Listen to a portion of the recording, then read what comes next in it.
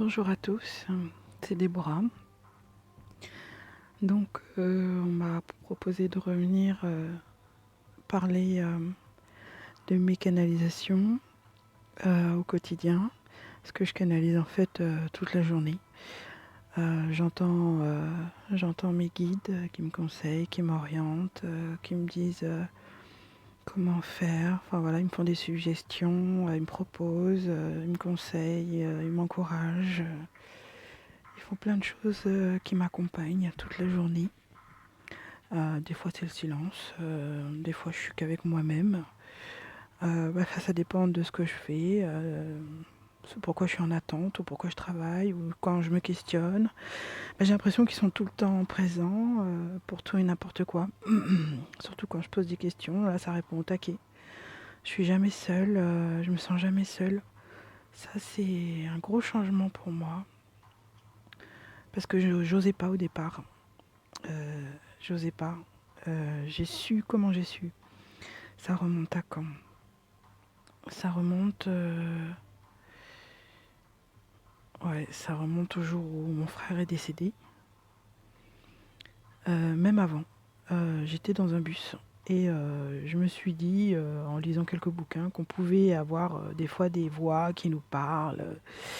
Et je me suis dit, tiens, pourquoi pas moi? Et un jour, je devais descendre à un arrêt de bus et je me suis surprise à me dire, bon, bah, dès que vous sentez que c'est mon arrêt, dites-le moi, quoi. Enfin, là, rien ne s'est passé. Mais au moment où je commençais à traverser un passage piéton, j'ai entendu Déborah. Et ça m'a fait arrêter net au moment où pile poil je traversais et une voiture est passée juste devant moi. Un truc de ouf. Ça a un peu commencé comme ça. Et après, ce qui m'a marqué le plus, c'est quand mon frère est décédé. J'ai eu l'impression qu'il me parlait. C'était un peu space. Et comme je voulais pas trop titiller l'au-delà, j'ai un peu laissé tomber.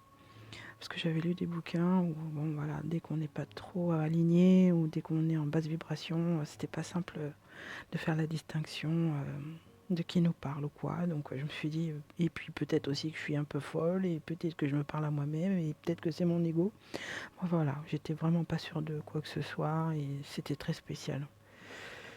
Mais dû au deuil, c'est vrai que c'était sympa sur le coup. Je me suis dit, bon, il est là.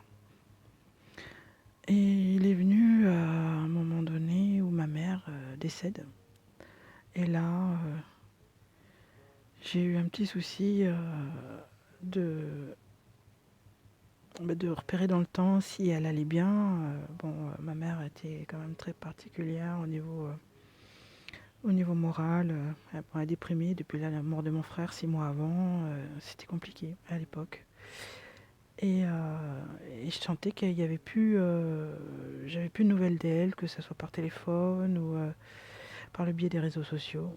Et je me suis vachement inquiétée. J'étais dehors avec mes animaux. Et, euh, et je regarde, j'épluche un peu Facebook. Et je vois que ça faisait 2-3 jours qu'elle avait rien posté. Donc c'était un peu bizarre parce qu'elle était toujours hyper présente sur les réseaux sociaux. Donc j'appelle chez elle, ça répondait pas. J'envoie des messages sur son portable, Facebook, rien, personne répond. Je dis bizarre parce que ma mère était toujours au taquet. Surtout quand on a essayé de la joindre, elle essayait toujours d'être disponible très très vite. Et là, personne. Et là, je me dis non, c'est pas possible. Et là, je me parle dans ma tête et je me dis mais qu'est-ce qui se passe? Où est-ce qu'elle est? Et là, j'entends une voix qui me dit Déborah, tout va bien. Je dis mais comment ça tout va bien? Je suis sortie de mon corps. Je me sens bien. J'ai halluciné. Je me suis dit mais qu'est-ce qui se passe? Qu'est-ce que je viens d'entendre? Et d'un coup, mais calme, j'étais sereine, je sais pas, il y avait quelque chose qui me réconfortait quelque part, mais en même temps qui me faisait poser des questions. Et j'ai appelé ma sœur, qui vit à Londres, pour lui dire, dis-moi, qu'est-ce qu'il en est, José, dis-moi, j'ai un pressentiment, maman, j'ai l'impression qu'elle est partie. Et là, elle commence à paniquer, elle me dit, non, arrête, appelle-la, va chez elle, va voir ce qu'il en est. Mais comme j'habitais loin à l'époque, et j'avais un pressentiment effectivement qu'elle était partie. Et je me suis dit, je vais peut-être pas avoir le temps de venir s'il y a quoi que ce soit. Donc j'ai fait appeler les pompiers et effectivement, ils l'ont retrouvée dans son lit et décédée. Bon, revenons au fait que j'ai canalisé. Au fil du temps, je me suis rendu compte qu'effectivement, j'avais cette petite capacité qui commençait à se réveiller. Mais pour autant, deux, trois médiums m'ont dit effectivement que j'avais des capacités médiumniques, mais vous inquiétez pas, ça va s'activer en temps et en heure. Vous allez avoir des guides qui vont venir et qui vont vous expliquer comment les utiliser. Enfin, je comprenais rien à l'époque. Et puis une m'a dit, ne vous inquiétez pas, quand le moment viendra, on viendra à vous pour vous expliquer, mais forcez pas les choses, ça sert à rien. Et en plus, on ne vous laissera pas le choix au moment où il va falloir que vous arriviez à commencer à vous servir de vos capacités. Donc, c'est vrai que, passé le décès de ma mère qui était il y a 5 ans, j'ai cheminé autrement et voilà, en laissant de côté un peu la médiumnité, même si je travaillais ma spiritualité. On en est arrivé à un moment donné où j'ai pu croiser des personnes qui m'ont permis de me faire entendre qu'il fallait que je me réveille et que je réveille mes capacités, donc que je travaille un peu sur moi, que je me retrouve et que je retravaille mon ego et que je retravaille un peu le silence en moi, que je retrouve des silences méditatifs et que je m'écoute de l'intérieur. Donc c'est comme ça que j'ai commencé à me positionner sur ma spiritualité. J'ai fait une régression quantique régressive qui m'a permis de communiquer avec mon moi supérieur. Et c'est là où j'ai compris qu'il y avait quelque chose à faire. Parce qu'on m'a révélé des tas de choses qui m'ont permis de savoir réellement ce qu'on attendait de moi. Et ce pourquoi j'étais là. C'était une révélation. J'étais hyper réceptive. Je dis pas que c'est pour tout le monde, hein, mais pour moi ça a beaucoup parlé. Il faut dire que mon moi supérieur a fait tout pour que j'aille à cet entretien, à cette séance qui m'a révélé. Et ça s'est joué sur l'année, le temps de perdre mon emploi. J'y reviendrai une autre fois, mais c'est assez folklorique. Là, je résume très vite. Et jusqu'au moment où je rencontre d'autres personnes qui vous réveillent de l'intérieur et qui vous connectent avec vos aspects multidimensionnels, qui vous connectent avec vous-même par différents moyens.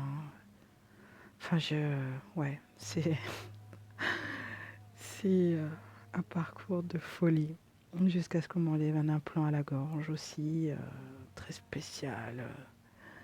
Et c'est là où j'ai commencé à écrire sous un pseudo, parce que je ne comprenais pas trop ce que je faisais, je ne voulais pas qu'on me reconnaisse. La peur d'être surveillée, vue, ces vieux schémas d'un autre temps ou d'une autre vie où on a peur d'être brûlé, vif sur la place, parce qu'on agit avec de la magie dans l'air. J'étais très inspirée quand j'écrivais les textes, comme si tout descendait dans mes doigts, de ma tête à mes doigts. Même en me relisant, je me dis mais qu'est-ce que je viens d'écrire. Waouh. Même s'il y a eu des textes travaillés, il y en a eu d'autres qui t'ont hyper inspiré. Enfin voilà, mon cheminement pour arriver à ce que je suis maintenant. Et plus la rencontre d'anges terrestres, des âmes sœurs.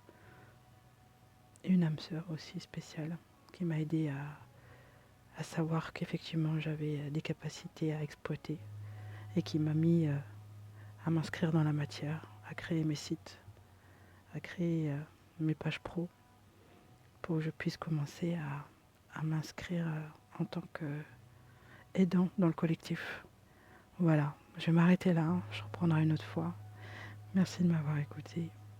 C'est un plaisir de pouvoir communiquer un petit peu ma petite expérience de mon cheminement spirituel jusqu'à mes capacités que j'exploite au jour le jour. Voilà, à bientôt. C'était Déborah. Merci à vous de m'avoir écouté.